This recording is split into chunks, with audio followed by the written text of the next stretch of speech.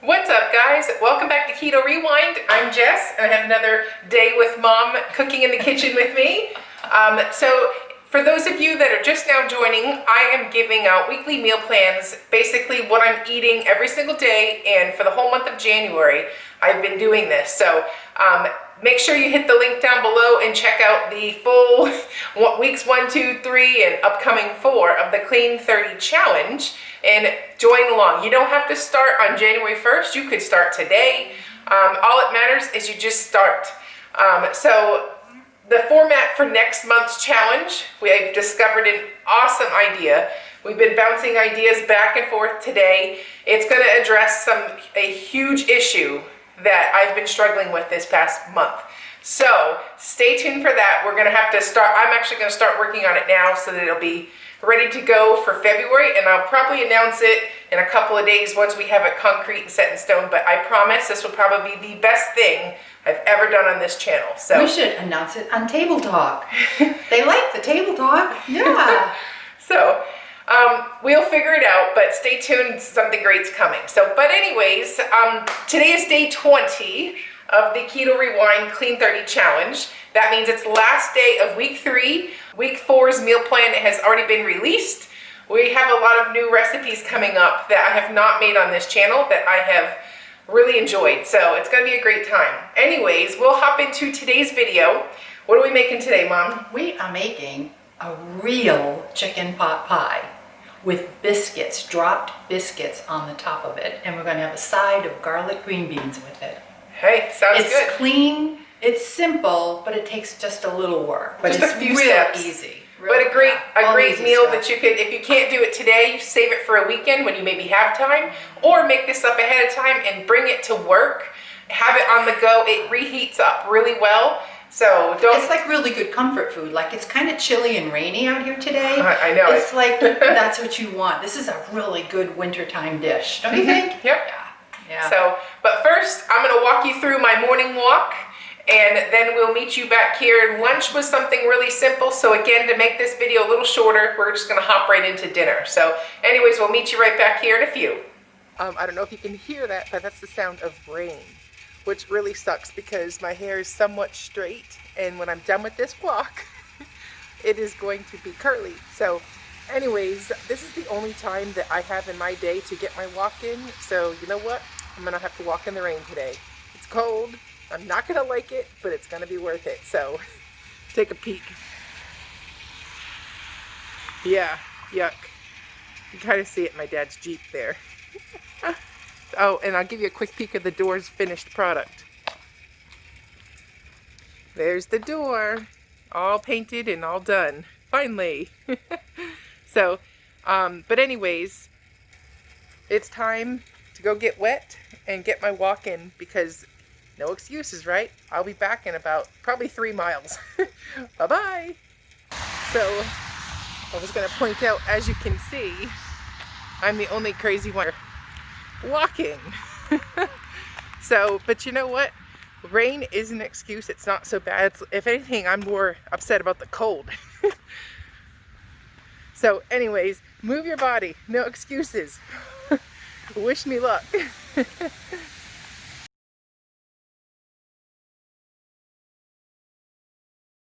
Okay, so what are we doing first? Okay, so the first thing I do is I make the biscuit recipe and I let it set aside. And I just let it all get together and mix well, and then go on and make your vegetable and then your gravy. So we're going to do the biscuit first, but before we do that, let me just tell you about the chicken.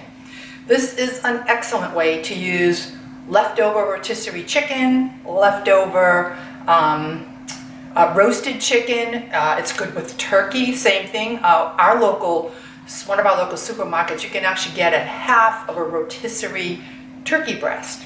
So you could mix chicken and turkey, whatever. This is kind of like this is my recipe with the exception of the biscuit recipe, and we're going to link that below, right?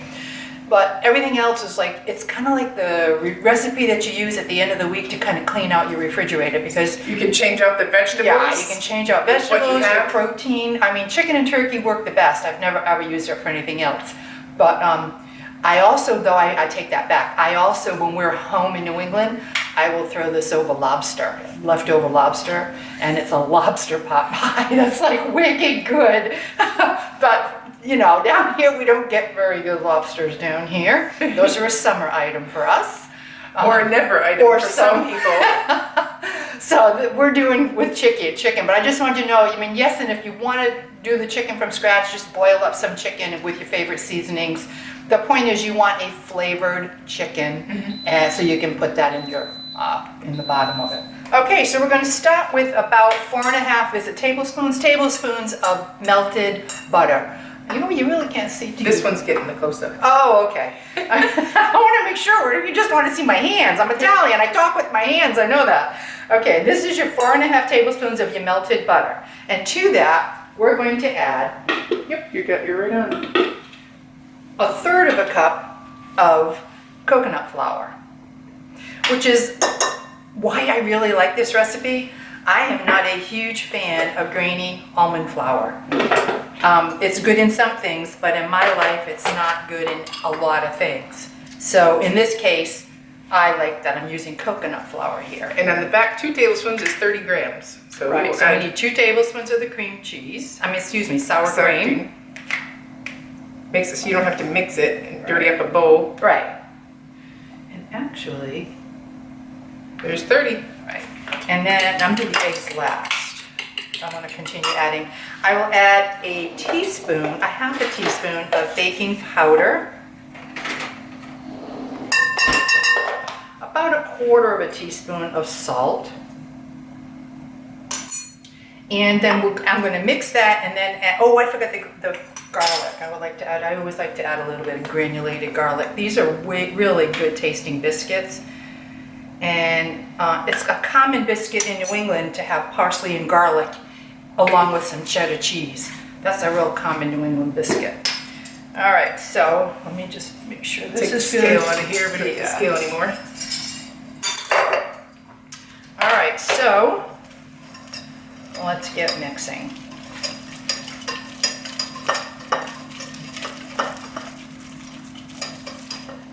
And then we're going to add the eggs, and this is 4 beaten eggs.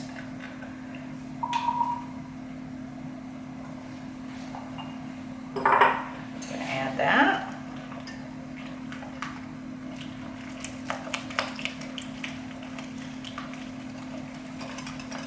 This is such an easy recipe. There's not a lot of steps here.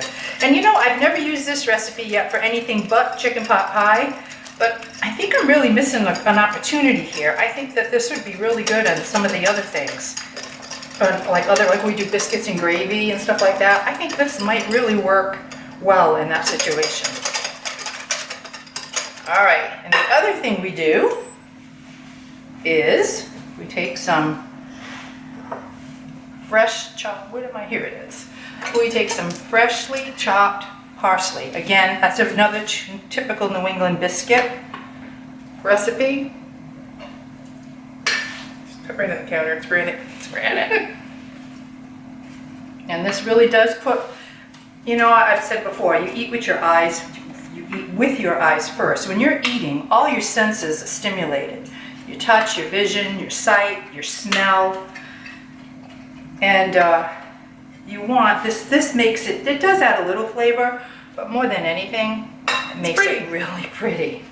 So then you're going to add that, and you're going to add 1 1/3 cups of shredded cheddar cheese. And we do our, you know, you've seen us before, we do our shredded cheese by hand. And then you just mix that all together. Now, just mixing this, it looks like, you know, it's very pleasing to the eyes, and we haven't even baked it yet. But I like to get it all set aside so that the eggs, the dry ingredients really do blend in, and then they pick up some of the real good flavors of the cheese. So that's it for the biscuits. This is going to make 9 biscuits. So that will fit nicely on the top of an 8.5 by, 13? 9 by 13 pan. So that, because they do swell sideways and up a little in height, so it's a nice, it presents very nicely in a 9 by 13 pan. All right, so the biscuits are done, and we're gonna move on now to the vegetables.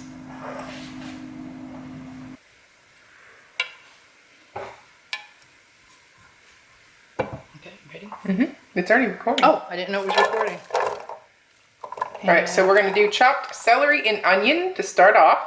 They take a little longer to cook, so that's why I want to, you want to get those softened and a little translucent before you add your other vegetables.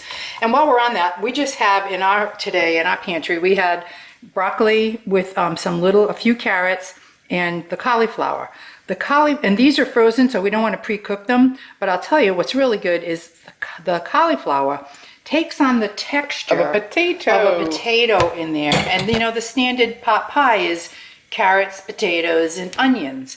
So when you use your veg that is frozen, I never cook it. I kind of just toss it in there and let it cook generally at the end, because I want a little bite to those vegetables reminiscent of the bite and the chew that you get with the more traditional pot pies. So that's what I do. But I do, and again, like the traditional pot pies, you don't want to take and bite into a big thing of celery or onion. So you want to pre-cook those and let them cook down. Now to the celery and the onion, I like to add a little salt, because the salt actually wilts them down a little quicker and enhances taste. But not too much, because you're gonna use some chicken broth later on. And the other thing, I love white pepper. I think it has a more mild flavor, but we love pepper anyway in this house. But white pepper, remember, white pepper in white sauces, and it'll change your life. So you want to just add a little sprinkling of the white pepper. And that's pretty much all that I add at this point. All right, now as you can see, we have, this is medium-high heat now that I've just turned it down to. We have some opacity to the onions, and I know that they're now somewhat tender, and I don't want to cook them down any further. So what I will do is now I'll add the rest of the veg, and whether it be fresh or frozen, it's gonna be the same. Whatever you have in your refrigerator that you want cleaned out, I have done everything from greens like spinach, kale, I've done zucchini, what other squashes? Summer squash. Yeah, squashes have been great. I've thrown in, like I had a tomato that was on its last day. I've threw chopped tomato in. This is one of those, well, we always, do not be offended if you're a hobo, but we often call this like a hobo skillet. You use whatever's up in your refrigerator. I'm not into that thriftiness of the Yankee ingenuity. We don't like to throw things out, so I'm not into throwing things out. I'm into using it again. And reinvent it into a new dish. Reinvent it. It's a challenge. I pretend I'm like on Chopped and I open up my basket, but it's my refrigerator, and I've got, you know, some really odd combinations that I'm going to try to make a meal out of. But I do. All right. So we let that just cook up a little bit longer. And we'll be right back. Okay, now these are done. If you see they're glistening, and that's what we want, if you find that they're drying out a little bit, add either another tablespoon of butter or another splash of avocado oil. We want that flavor and we want that fat. But this is done now, so we're going to take this and return it to a pan, a bowl. Not so much. So now you're going to return your skillet to the pan, and we're going to make a keto roux. Now I don't know if you know what a roux is. It's like the basic way to make a white gravy. And what it always involves is a fat and a starch. So what we are using is just a little bit of 2 tablespoons of butter. And if you have any leftover, like if you've made this, your chicken's roasted, use your chicken fat. You want a nice flavorful fat here. So of course butter's my favorite. I call it frosting. So I need a pan of frosting.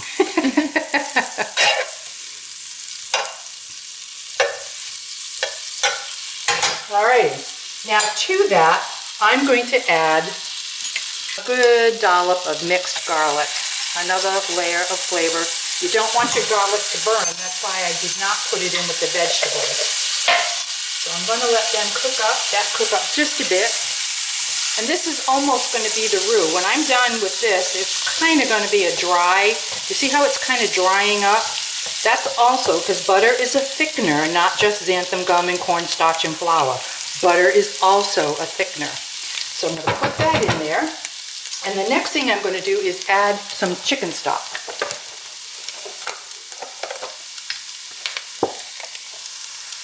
Not yet. So basically the garlic and the butter were used to make the roux. And now I'm adding the chicken stock. That's about a cup. Just about a cup, and you can get the next one open because we're going to need a little more than that. And I want this to boil. Bring this up to a boil. And you can see how it's doing that. That means I got it thick enough because we want this to be a nice thick gravy. When you can draw a line and it fills in like that, that was good enough.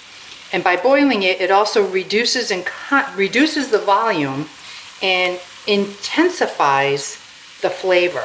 So now that it's nice and bubbly, that's when I'm going to add my spices and my herbs. And I'm going to use regular poultry seasoning because it's a poultry pot pie. Be generous with it. I'm also going to add a bit of thyme. Just crumble it in your hands as you're putting it in there. That releases the volatile oils, and that's where you get your flavor, and that's where you get your herbal benefit. So that's fine. Get that turned around. And now we're going to add more of the chicken broth. Let's see what we have here. It's 4 cups. Kind of judge what you have. I know what I have for the pie as far as veg. I know what I need for gravy. Invariably, you're going to make too much gravy. That happens to all of us because I don't measure things out. And you know what? That gravy is... We'd rather have too much than not enough. Exactly. And you can use that gravy because it is a keto-based gravy. You can use it if you had even just rolled up turkey breast, deli meat. You could throw some gravy on that. There's a million things that you can do with that gravy. Any other liquids that you use during the week, throw the rest of that gravy in. Scramble up some eggs, throw that gravy on top. Use your gravy. And especially if you throw it on top of eggs, now you can throw in some cheese. You can throw in some fresh herbs. But now the thing is here, we want to get that boiling. And in order to thicken up, we use our xanthan gum. And I'm going to use anywhere from a half a teaspoon to a full teaspoon. Remember, if it comes out too thick, you add more liquid. If it comes out too thin, you add more xanthan. So go ahead and get that xanthan going for me. Always stir right away with the xanthan. That's the key.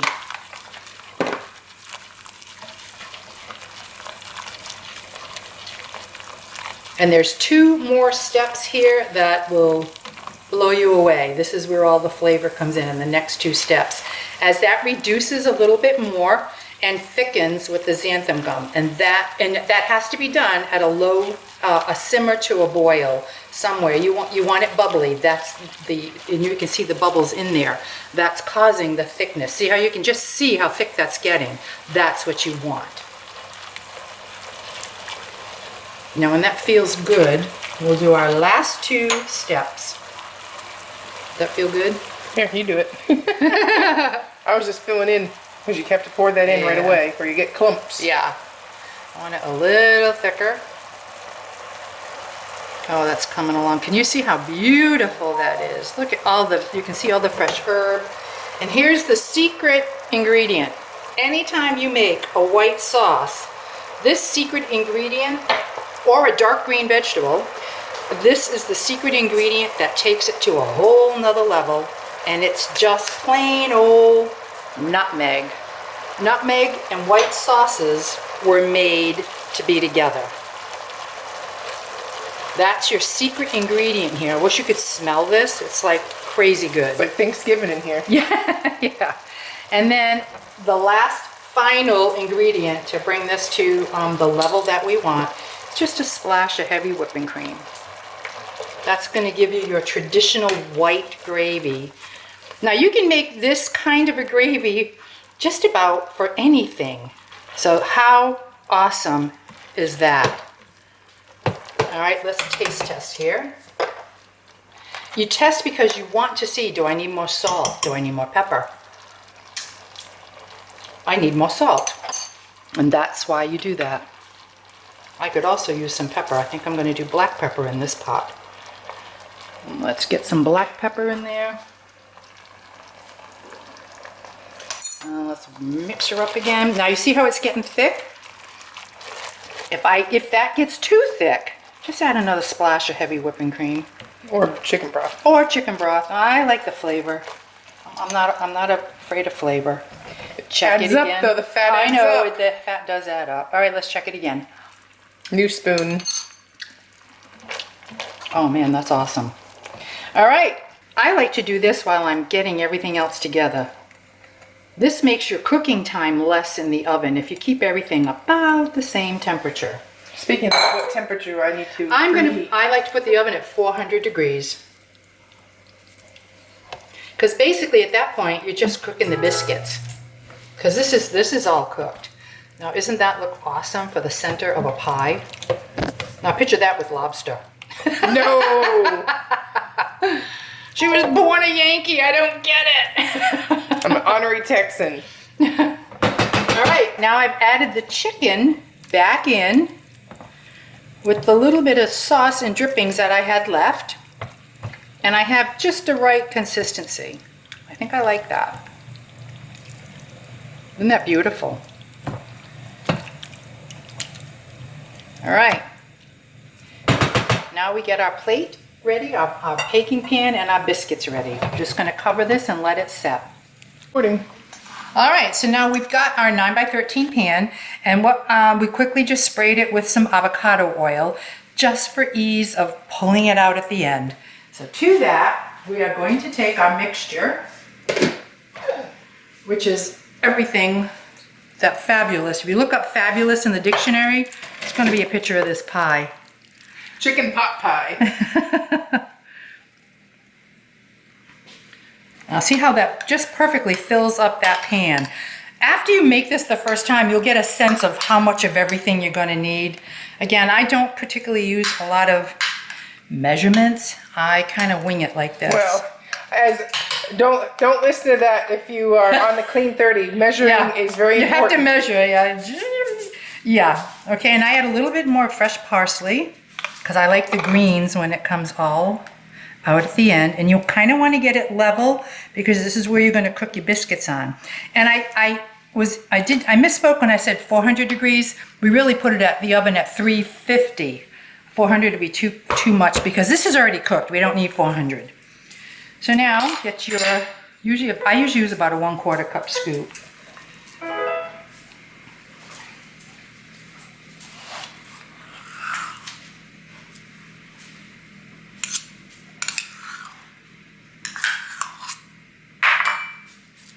I'm not afraid to use my hands.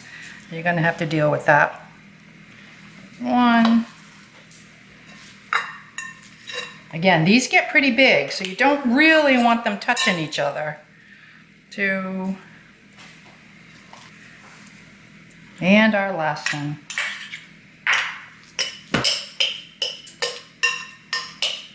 So it's about a 1/4 cup scoop for your biscuits, and you'll get 9.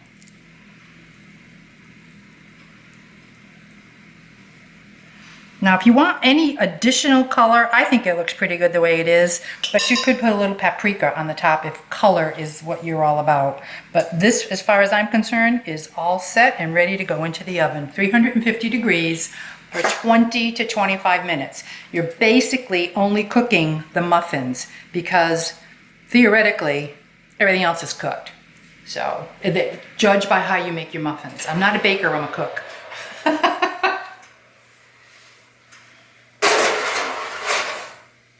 All right, we'll be back in 25 minutes. How cool is that? Is that easy or what? Mm-hmm. All right, and on the side of the chicken pot pie, we're going to do just plain canned green beans. Not going to add anything to it. Just going to bring these up to get them warm and serve them on the side. All right, it's freshly out of the oven. Does that not look delicious or what? All right, so we're gonna let it set for about 5 minutes and then we're going to plate this delicious chicken pot pie.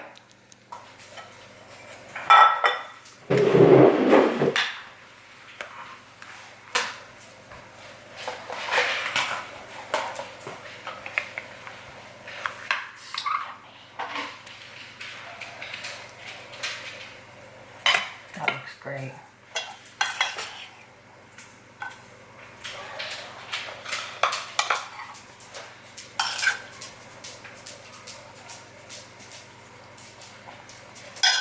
That's pretty. And there you have it, a nice flaky biscuit on top of nice vegetable assortment with a side of plain green beans. It does not get much better than this. Winner, winner, chicken dinner. Alrighty, well I hope you enjoyed this video. I'm Jess. I'm Mom.